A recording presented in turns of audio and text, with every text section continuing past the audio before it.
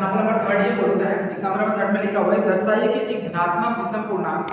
4q + 1 और 4q + 3 के रूप का होता है जहां q एक पूर्णांक है। ध्यान देंगे बात को, क्या बोला है, धनात्मक विषम पूर्णांक। तो अगर 4q + 1 और 4q + 3 के रूप का होता है, ऐसा क्वेश्चन में बोल के रखा होगा, तो हमको पहले तो सबसे पहले क्या मानना पड़ेगा, वही बात, दो धनात्मक संख्या है, दो धनात्मक पूर्णांक मानना पड़ेगा। तो हम सबसे पहले धनात्मक पूर्णांक क्या मानते हैं, इसके पहले एग्जांपल नंबर सेकंड में भी हमने a और b दिए थे, दो संख्या होना चाहिए यूक्लिड विभाजन प्रमेय को लगाने के लिए। सबसे पहले हमने यहाँ पे क्या किया, माना a एक धनात्मक। अब यहाँ पे क्वेश्चन में बोल के रखा है कि विषम पूर्णांक प्रूव करना है, इसके पहले सिर्फ पूर्णांक की बात थी, सम और विषम की बात नहीं की थी, इसलिए सम और विषम दोनों थे उसमें, इसमें केवल विषम पूर्णांक की बात है, इसलिए अपन ने a को ही क्या मान लिया, विषम पूर्णांक मान लिया। ये a को ही विषम पूर्णांक मान लिया, तो इसके बाद में आपको यहाँ पे समझ में आएगा। लास्ट में एक बात और भी है, इसको देखते हुए तो अपन ने मान लिया कि माना a एक धनात्मक विषम पूर्णांक है। जब a एक विषम पूर्णांक है तो इसको जब हम हल करेंगे तो वो भी सारे सारे इसके आंसर भी क्या होना चाहिए, विषम पूर्णांक होना चाहिए।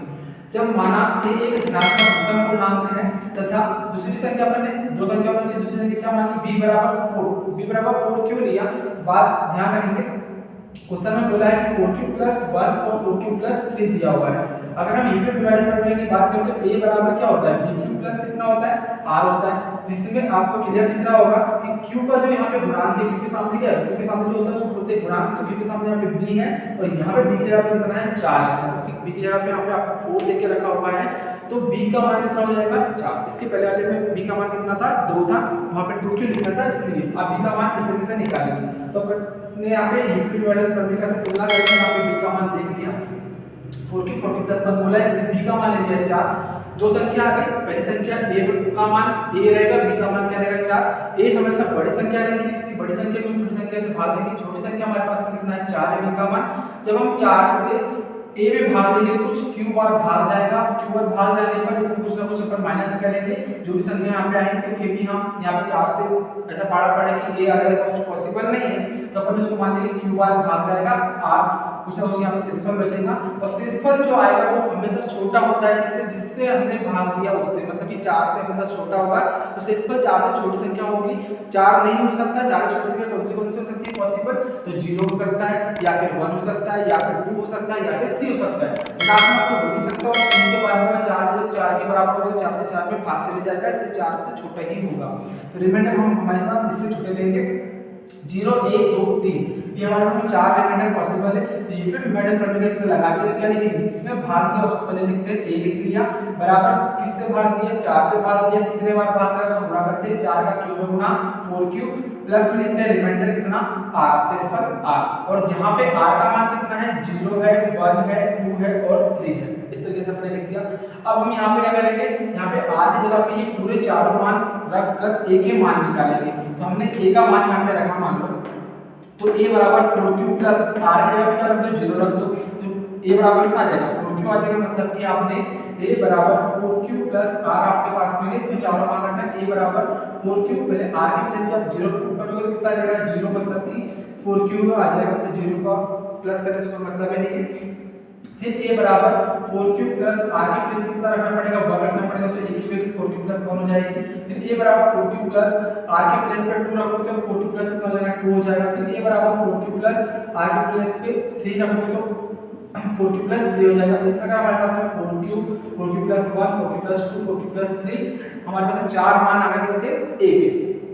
तो ये हमारा रफ काम था, इसमें यहाँ पे हमने लिख दिया, इसलिए a के संभव मान कितने होंगे, 4q पहला मान हो गया, फिर 4q प्लस 2 हो गया, 4q प्लस 1 हो गया, 4q प्लस 2 हो गया, 4q प्लस 3 हो गया, इतने मान हमारे पास में इसके संभव मान निकल गए, किसके, r के,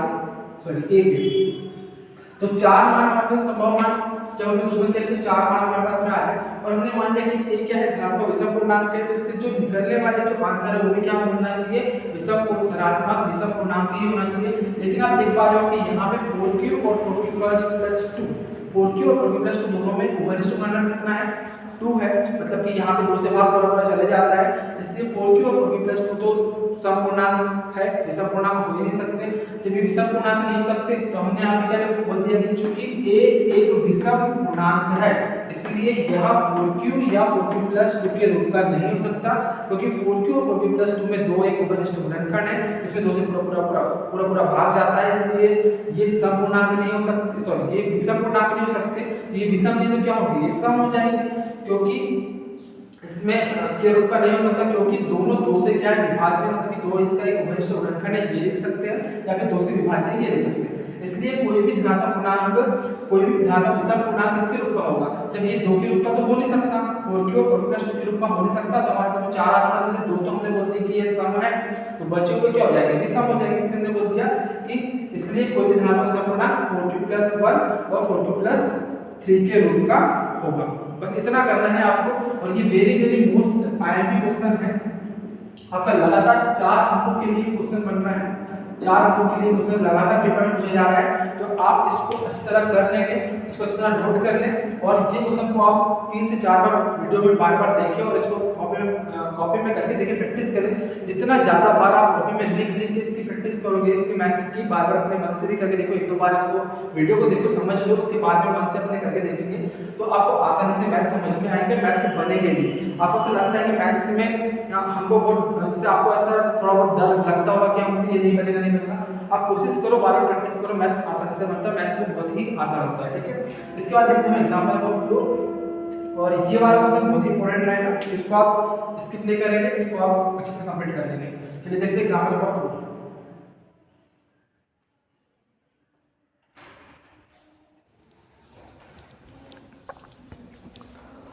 तो एग्जाम्पल नंबर 4 आपका ये बोलता है कि एक मिठाई विक्रेता के पास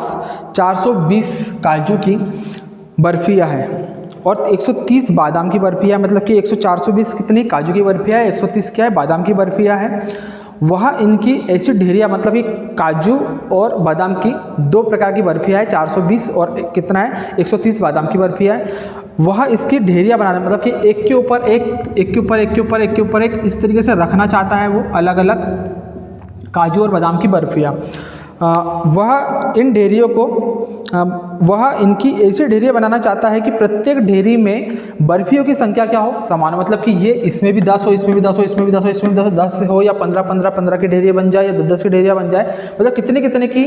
ढेरियाँ वो बना सके एक के ऊपर एक रख के, और में बर्फियों की संख्या समान रहे, तथा ये ढेरियाँ बर्फियों की संख्या बर्फी की परात में न्यूनतम स्थान घेरे, मतलब कि कम से कम इसने एक, यहाँ पे अगर आपकी कोई थाली है तो उसमें कम से कम जो परात है उसमें कम से कम स्थान भी घेरे, और समान संख्या में बर्फियों की संख्या समान हो, न्यूनतम स्थान घेरे। इस काम के लिए प्रत्येक ढेरी में कितनी बर्फियाँ रखी जा सकती हैं, मतलब कि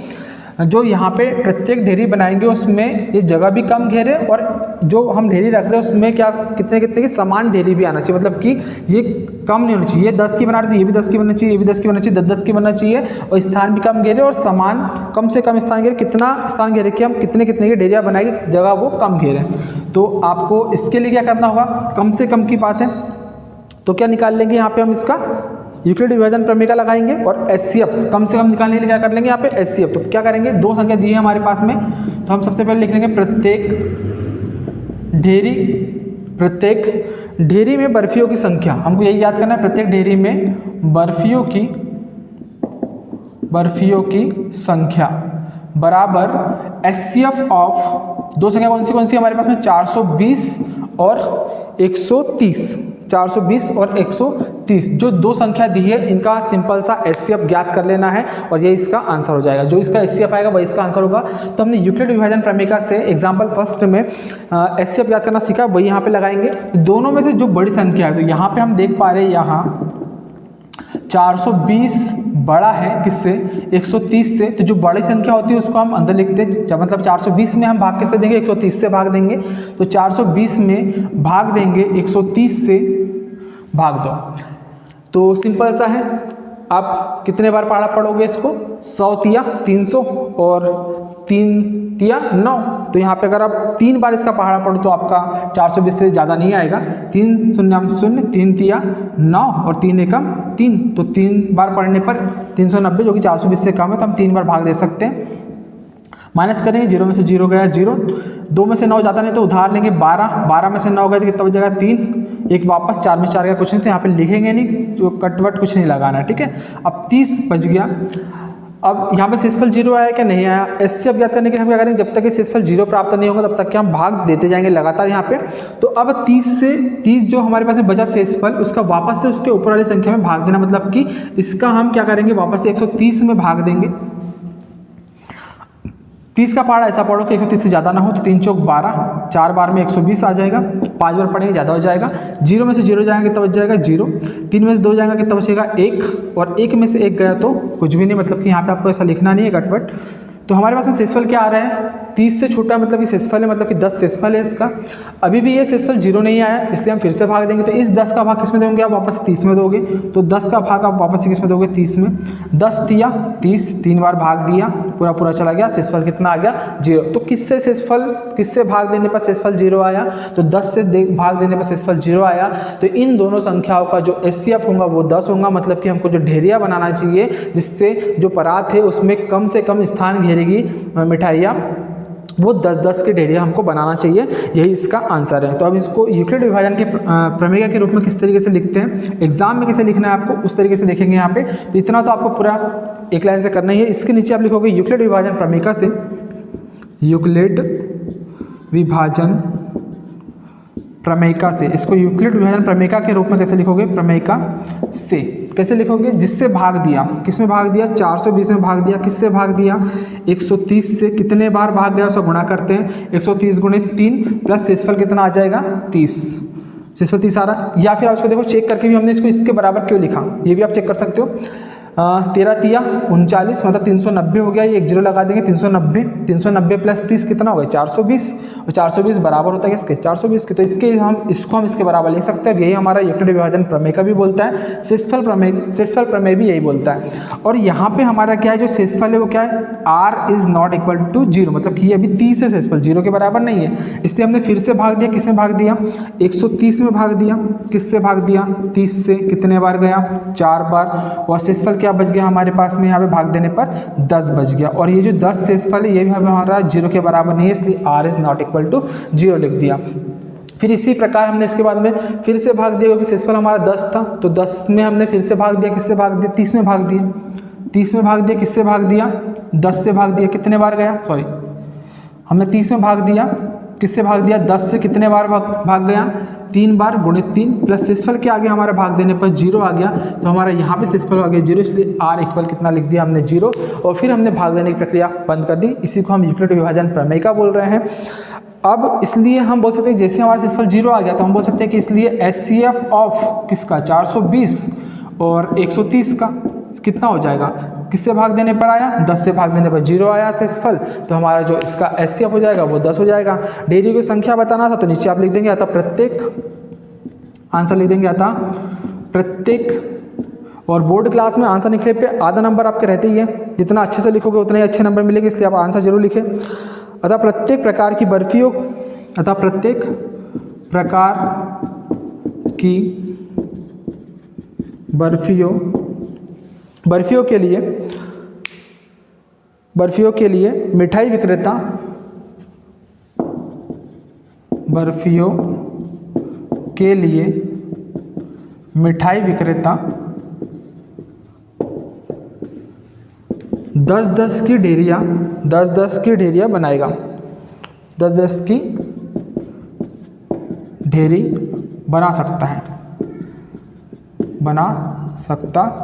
है, जिससे परात में क्या हो कम स्थान घेरेगा। तो ये आपका आंसर हो गया कंप्लीट। इतना अगर आप पेपर में करके आ जाते हैं तो आपको पूरे नंबर मिल जाएंगे। तो ये हमारा एग्जाम्पल नंबर 4 कंप्लीट होता है। तो हमारा आज की इस वीडियो का जो हमारा पार्ट 2 था वो कंप्लीट होता है, और इसके बाद में पार्ट 3 आएगा जिसमें हम प्रश्नावली 1.1 को कंप्लीट करेंगे, और फिर इसी प्रकार आपकी पार्ट 3rd 4th 5th बनते रहेंगे और पूरे जो कंप्लीट मैथ्स का हमने बोला है 10th मैथ्स कंप्लीट करवाने का, वो वीडियो लगातार चलते रहेंगी। यदि आप इसी प्रकार की वीडियो चाहते हो तो चैनल को सब्सक्राइब जरूर कर ले। ज़्यादा से ज़्यादा अपने जो आपके फ्रेंड्स हैं जिनको इसकी ज़रूरत है 10th क्लास में, उनको ज़्यादा से ज़्यादा स्टूडेंट को शेयर करें और बताइए कि online classes free of cost यहाँ पे मिल रही है। और साथ ही अगर आप हमारी ऑफलाइन क्लासेस ज्वाइन करना चाहते हैं तो आप 1 मई 2023 से हमारी मुल्ताई में ऑफलाइन क्लासेस स्टार्ट हो रही हैं, तो उसको भी आप ज्वाइन कर सकते हैं। और ऑनलाइन ज्वाइन करने के लिए भी आप ऑनलाइन पेड क्लासेस भी ले सकते हैं। उसको ज्वाइन करने के लिए इसी वीडियो के डिस्क्रिप्शन बॉक्स में आपको गूगल फॉर्म मिल जाएगा, गूगल फॉर्म की लिंक मिल जाएगी। उसमें जाके आप गूगल फॉर्म में पूरा सबमिट अपना जितना भी डिटेल्स है उसको लिख के सबमिट कर दीजिए। आप उससे देन हम कॉन्टैक्ट करने के बाद में आप हमसे ऑनलाइन भी जुड़ सकते हैं पेड क्लासेस में। और फ्री यूट्यूब पर देखने के लिए आप इस चैनल को सब्सक्राइब जरूर करें। चलिए मिलते हैं नेक्स्ट वीडियो में नेक्स्ट पार्ट के साथ में। तब तक के लिए नमस्कार, धन्यवाद, आपका दिन शुभ हो।